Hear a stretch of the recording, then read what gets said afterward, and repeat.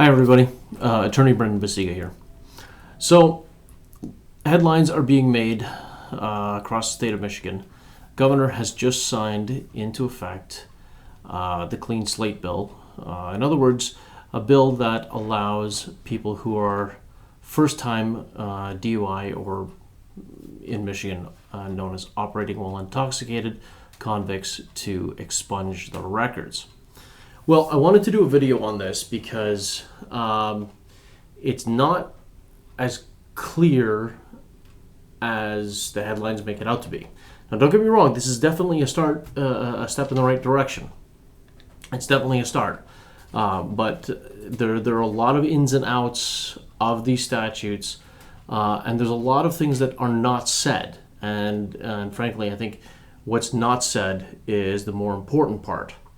So I'm just going to go through some general points here. Please understand, folks, this is not meant to be a supplement for legal advice. It's just merely meant to be a guide. And it's also meant to bring awareness to the fact that, you know, this isn't as straightforward as the headlines would have you believe. So be careful before you start jumping up and down for joy about this bill. Again, I can't emphasize enough, this is a step in the right direction. This is great. This is wonderful news. But we need to be very clear about the ins and outs of what this legislation means. Okay, so first and foremost, it does say that first-time DUI convictions or OWI convictions can be set aside. Now, what that means by first offense mean a true first offense. In other words, you can't be previously convicted of a drinking and driving offense that was taken off your record in some way, shape, or form, either through a diversion program or a deferral program or otherwise. Okay, so this has to be your very, very, very first OWI. Additionally, and to me, this is a little bit more troubling or a little bit more ambiguous.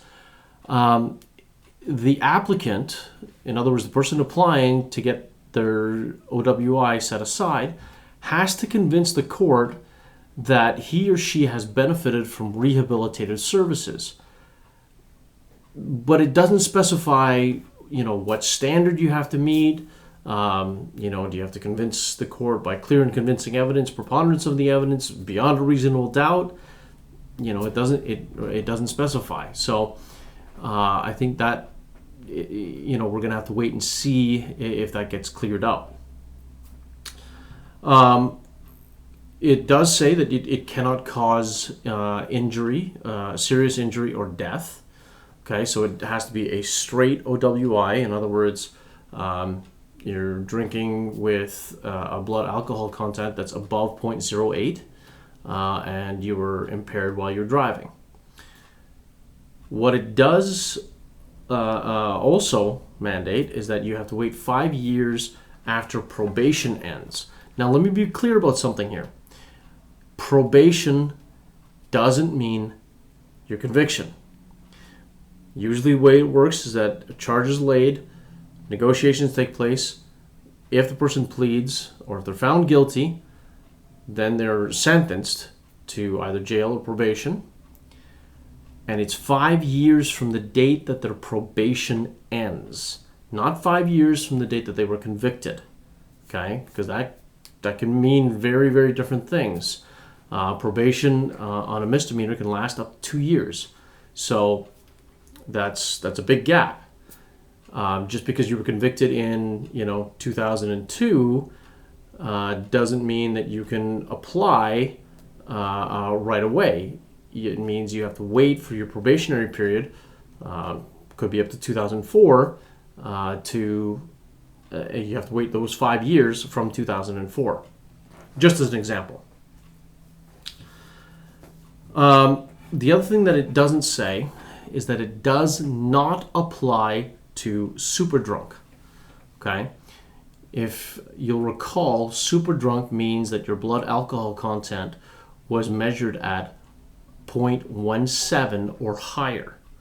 So this does not apply to anybody who is convicted of a super drunk driving conviction. It also, and this is probably the most important part, it also does not remove this from your driver's license record. Okay? It's still going to be on your record, not necessarily your criminal record, but it will still be on your driver's license record. Okay? So the Secretary of State can still use that. If you get another OWI in the future, they can still use that to enhance the suspension or the revocation depending on the status of your license. So we got to be really careful here, folks. It's more, like I said, it's more about what is not said versus what is said. But I am encouraged. I'm very happy to see that this is headed in the right direction. Now, the actual expungement statute itself, it's known as the set-aside statute, it's fairly complicated. I'm just going to run you through some of the highlights here, but I wanted to focus on the OWI first and foremost because that's what's being really talked about. First and foremost, the person who is applying to get a conviction set aside has to apply to the court in which they were originally convicted. So, for instance, if you were originally convicted in Ingham County, you have to go back to the Ingham County courts, even though you might have moved over to Detroit, Farmington Hills, Marquette, wherever. You have to come back to the original court that you were convicted and file your application in that court. You can't have more than 3 felonies, and can't have any more than 2 assaultive crimes in a lifetime. Now, let me be really clear in terms of what assaultive crimes are. Essentially, assaultive crimes are things like domestic violence, assault and battery, other, more serious offenses like assault, strangulation. Well, that wouldn't qualify under separate sections of the statutes anyway. But assaultive crimes quite literally mean violent crimes. Okay. You can only set aside 1 felony conviction where the maximum penalty is 10 years or more. Now, there are other types of crimes, for instance, that are listed in the set-aside statute. For instance, if you're convicted of criminal sexual conduct in the 4th degree before January 12, 2015,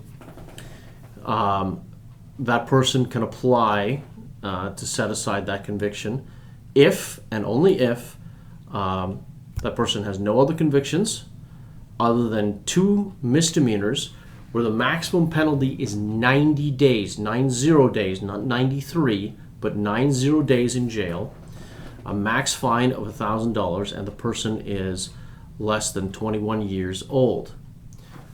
Question: does that mean 21 years old at the time of the application or 21 years old at the time of conviction? My opinion, it's 21 years old at the time of conviction, but I could be wrong. The statute is simply not clear. Also, anything that was deferred under a separate statute, things like the Homes Youthful Trainee Act, 7411 status, 769.4A status, those statutes have a provision where if the person completes probation successfully, that conviction is taken off their public record. Anything that was deferred or dismissed under those statutes is still counted as a misdemeanor. So it still counts against you. Essentially, anyone convicted of prostitution-related cases can apply if and only if the person was a victim of human trafficking. If not, can't set it aside. So, folks, this is not an encyclopedic overview of the expungement statute or the set-aside statute. But it is some of the highlights that I wanted to point out and make sure that we're well aware of the fact that this isn't as straightforward as the headlines would have you believe.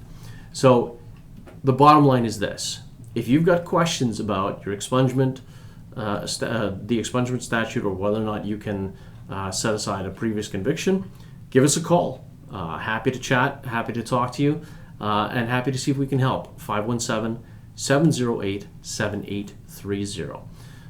Thanks so much. Brendon Basiga, Basiga Law Firm. Have a good day.